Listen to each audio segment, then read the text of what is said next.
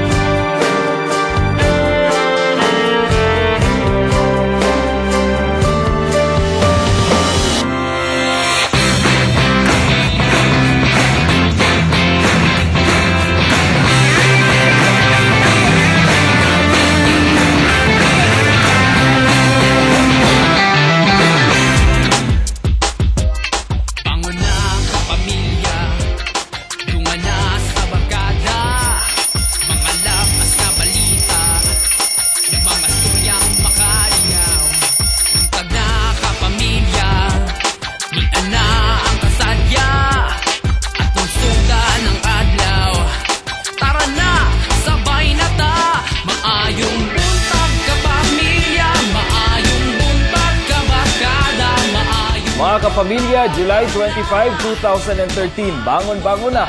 Ug dungan nato sugaton ang adlaw Huwebes, sugo sa ka. Maayong buntag, Mindanao! Huwag pa mga kapamilya ang dagan sa trapiko, di na sa may dalang Ramon magsaysay. Sa iyo pamanggod kaayo. And syempre mga kapamilya, unya mga taga-barangay, agdaw ang bisitahon sa itong sugod bahay team.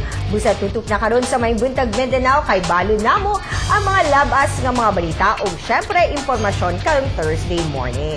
Tama ka diya, Michelle. Pero syempre, umpisahan nato ang atong morning of good news. Labi na sa itong mga kapamilyang mag-uumal, labi na diya sa may Davao del Sur sa Tibok Davao Region. Kay formal nang ginugurahan ng Rice Processing Complex, kung RPC, sa Matanao, Davao del Sur last Friday. Mga proyekto isuportahan sa South Korean government pinaagi sa pag-implementa sa Korean International Cooperation Agency ug sa Department of Agriculture. Ug mukabat sa $3.25 million ang Rice Processing Complex din fully equipped kini with state-of-the-art ug post-harvest facilities. Nakuking tabang sa mga mamumay na dina sa pag-improve sa ilang rice production, healing, drying, storage, ug ang pag-enhance sa rice quality. Kini ang tabang sa Korea din sa Pilipinas aron ma-achieve ang rice self-sufficiency and food security sa Pilipinas. Gawa sa Davao del Sur, napay-line processing center ang ipatukod sa Aurora, Pangasinan, Bohol ug Iloilo. Mao sab kini itong gisulti ni Pinoy sa iyahang State of the Nation address na kung dati tayo ang nag-import sa gawas, karon kita na'y magpadala sa gawas tungod sa self-sufficiency. Correct. Okay. Since karon mga pamilya sa sugod bahay team nato sa Agdao, pero mga taga-Agdao po da maminaw gid ug maayo kay karong Sabado mawadan mo og supply sa tubig. Tama kasi pa lang, no? Siyempre. Karong Sabado, July 27, 2013 ay pagahimoong tapping of pipeline sa Dalang Arcasillo, Agdao nga magsugod alas 8 sa buntag hangtod alas 5 sa hapon. Ug ang mga apektadong area mao ang Fatima Village, Santa Lucia Village, Nagsil, Mintrade, Drive ug San Juan, Agdao. Ayan, busa mag-ipon na dayon mo og tubig ug adlaw kay para pag Sabado, labi na pag Sabado wash day baya na no tinglaba. Sa ato ang mga mama, basig unya sa puton mo kay way tubig nga muaga sa inyuhang mga gripo. And pero kani kamong duha ba, padul na ang weekend. Usually, ang uban sa ato hilig mag-food trip. Ikaw ba, Franz, unsa imong gustong i-food trip karong Friday? Ako gihuna-una karong weekend. Italian cuisine. Wow, Italian. Ikaw, Nel? Bisan unsa basta lamig Basta ka. Baka busog. Basta Ayan. matulog. Pero since si Hernan wala pa'y idea kung Mangita pa ko? ang ang iyahang kaunon this Friday. Karon mga kapamilya, usa ka lang ni ang recipe nga perfect kayo sa inyo ginapangita nga na ay Italian cake. Sama okay. sa gusto ni Francis. Sayro nato sa atong cooking karong adlaw.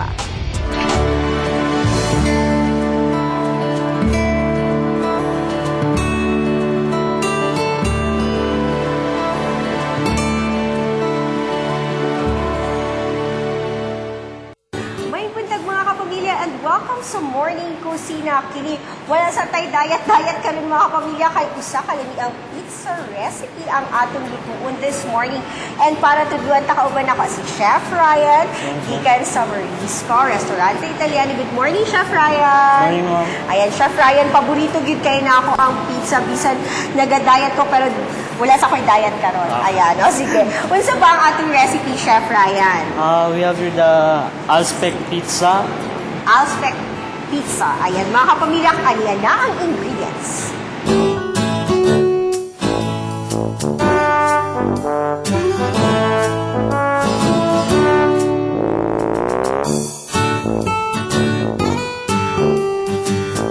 So, Chef Ryan, i-prepare na nato ang ato ang dough. Mga kapamilya, kung kabalo maghimo og homemade na dough, pwede po. Or naapod mga mapalit na ng mga ready-made na dough. Pero sa atong case is kani homemade gid Yes, siya. ma'am. Ayan, Chef Ryan, sa bang itong first na himuon? Itong nahon ng tomato sauce. Okay. Pizza sauce. Para mas madali siya ma-spread Yes, ma'am. outwards. Okay. Tapos spread na to. Tapos mozzarella. So, pag evenly distributed na, ang next step natin na ihimuon is ang pagbutang sa atuang Basil. on top. Oo.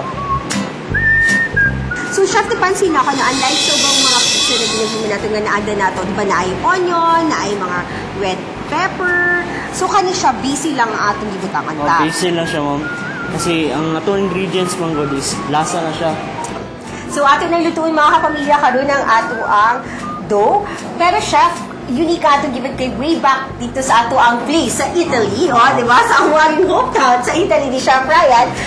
Pugon yun na ginagamit sa pagluto sa pizza. Ayan, so Chef, isunod na nato. Chef, pila ba kami sa atong pagluto? Kaya siya lutuan to 5 minutes. Okay. Let's go lang sa So, after 5 minutes, Chef, pwede na natong haunon. Ayan.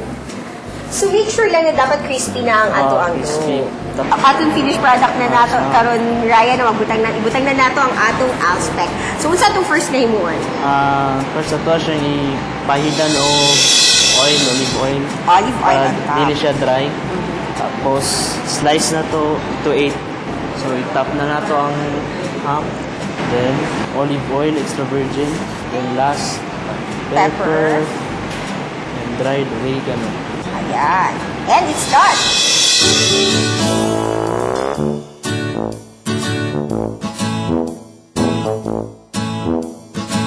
So, ready to eat na gid ko mga kapamilya sa ato ang Alspec pizza. Chef, pwede ba nimo i-share kung pila ang total cost sa ato ang recipe this morning? Estimate cost naman is 300 plus. Good for how many packs na siya? Pila na makakaon? Pinas 6 person or 6 to 8 person. 6 to 8 persons. So, dili lang okay ang description, ani Chef, pero lamig yun kayo ang Alspec Thank you. pizza. Chef Ryan na yung gitudo sa mga Siyempre, must try yun kayo ni mga kapamilya. Si Chef Ryan, makita lang, syempre, din sa Marisco Restaurante Italiano. Thank you very much, Chef Welcome. Ryan. Mga kapamilya, unta daghan mong nakatunan din karon sa Morning Kusina until our next cooking session, din lamang sa May Buntag, Mindanao. Maayong buntag